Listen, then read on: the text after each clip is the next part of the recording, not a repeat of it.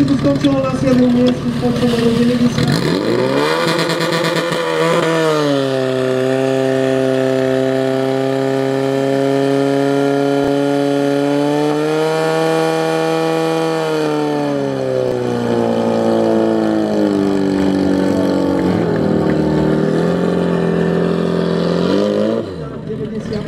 15,54. Myslím, že Honda tam bol aj na nejakú peknú 14, no žiaľ, nepodarilo sa nám to ideálne zostrediť aj tam čiarom.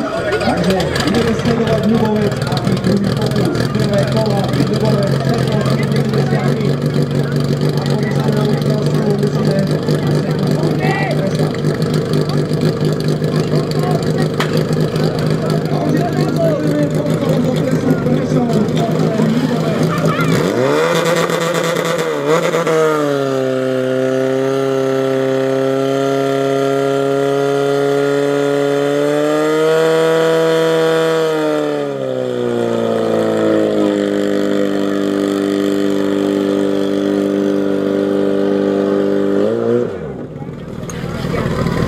kola 15,90 prepisujeme na 15,81, ale to určite nestačí. 15,80.